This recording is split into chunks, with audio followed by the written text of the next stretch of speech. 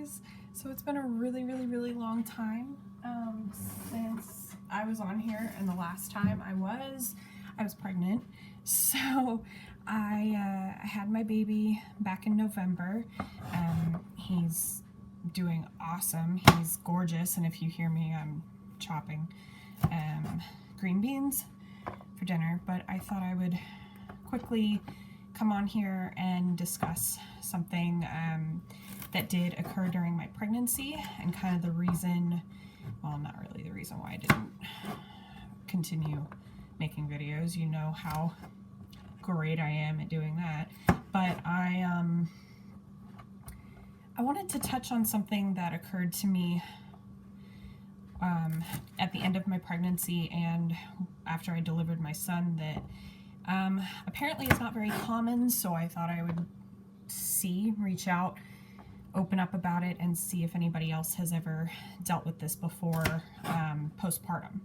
Because from the experience that I had, everybody looked at me and said, well, I've never dealt with this before with a postpartum situation, and I'm like, thanks. So when I was 37 weeks, around 37 weeks, and the light, by the way, will flicker. That's another issue we're having in this glorious house.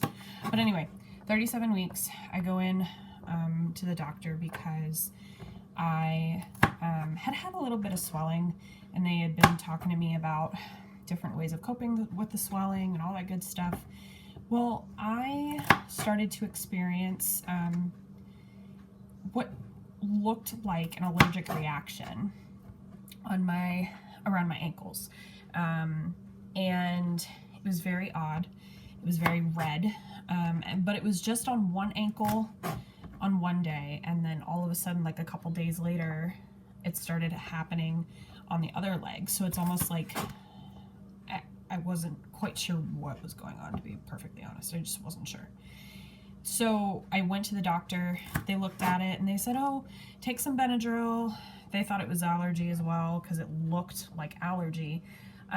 Take some Benadryl, and hopefully it's something that'll just go away when you deliver. So I was scheduled to have a C-section at 39 weeks due to my hydrocephalus, which I've posted a video about my story about my hydrocephalus before, so feel free to check that out. And so I was automatically a candidate for a C-section. So I went in at 39 weeks, the morning of November 18th of 2019, and at that point, the redness had gotten worse. It had started going up my leg a little bit, like up my shin and my calf. And so the doctor, my delivering doctor, looked at it and he goes, hopefully it's something that'll go away once you have your son. Okay, thanks. Okay, sounds good. What do I know at this point, you know? So I go in for my C-section. Everything was perfect. My son was born.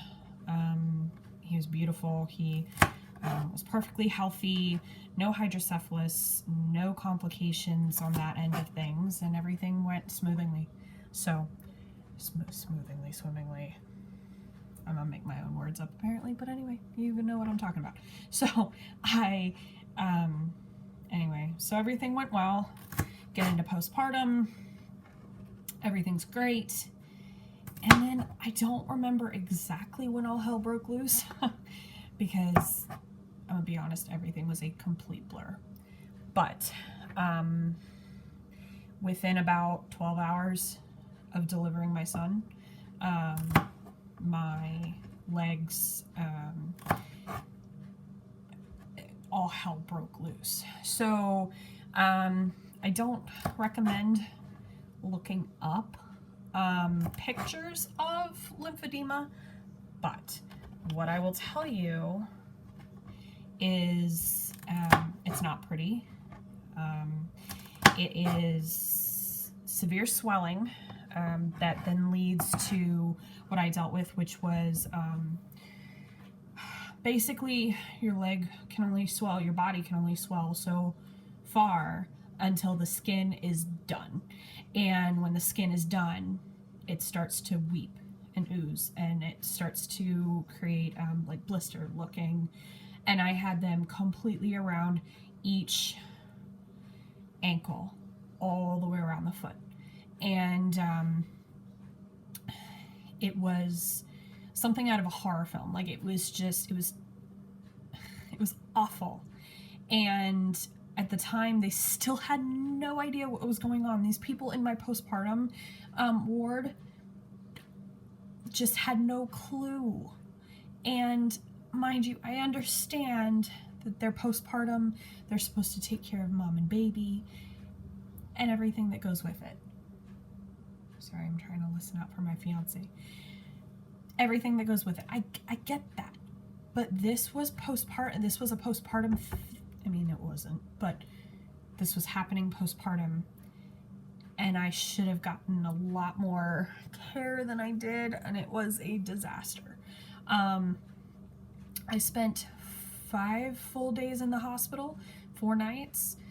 And I didn't get the proper treatment for lymphedema until the day I left the hospital.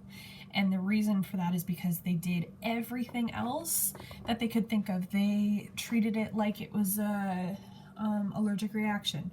They put Benadryl, gave me hydrocortisone cream, whatever. And then they treated it like it was an infection. So then they gave me clindamycin through my IV. And then they sent infectious disease in to look at it, and the guy goes, "This is not an infection. I don't know what this is. You need to be taken off the clindamycin." Okay, great. So, yeah. So the treatment for lymphedema is compression therapy. It's like huge, thick ace bandage wrap type situation, and they cover up any of the oozing sores, and then they wrap your legs all the way up to your knee for compression to move the swelling from the feet and the legs out, because it's a lymphatic disorder. To my knowledge, it's a lymphatic situation. So what I've come to my own conclusion about why this happened. So yeah, the swelling, pregnancy swelling had a lot to do with it, but the reason why it blew up like it did, my thought, because they showed me a diagram of all of your lymph nodes and where there are different lymph nodes in the body, and one of the spots is in your pelvic region. I had a C-section. They cut there. So I'm thinking that what made it worse and what made it blow up was, and this is just my theory, it's not like I got this confirmed necessarily, I just got oh, that's probably it from different doctors. So there's no like, yes, this is it. Is that I'm thinking that when they cut me for my C-section, that's what made everything go nuts. So going forward, because yes, I do plan on having a second child, excuse me, at some point in the next few years, is possibly going for a VBAC. Even though I do have hydrocephalus and the safest route is a C-section, I don't necessarily think that it's the safest anymore for me personally, because it very well could happen again. And so I want to personally find somebody that could do a VBAC. So with the knowledge that if they were to induce me, because yes, I will be high risk again, that there are chances that I could end up with a C-section again, and I understand, and I will be completely understanding of that. And if that's what happens, it's what happens, and we know how to deal with the lymphedema if it occurs again. However, my game plan is to stay completely on top of my swelling, because as a first pregnancy, new mother situation, I definitely was not on top of my swelling as well as I should have been and could have been. So that's my game plan for pregnancy moving forward. And then as far as delivery, I'm hoping for a VBAC. So when the time comes, we'll do that. So, yeah, I just didn't know if there was anybody else on here who's ever dealt with lymphedema in general, because lymphedema commonly occurs more in diabetics, and I was not gestationally diabetic. You know, and I'm not saying that, obviously, I'm not saying that all people with diabetes have lymphedema. So please comment down below and let me know if you've experienced this, if you've heard of this, if you've heard of it postpartum, if you've dealt with it postpartum. I just feel really alone.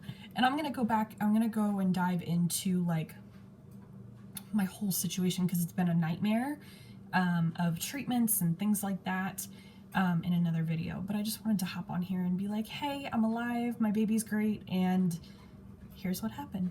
But I'll talk to y'all soon. Take care. Bye.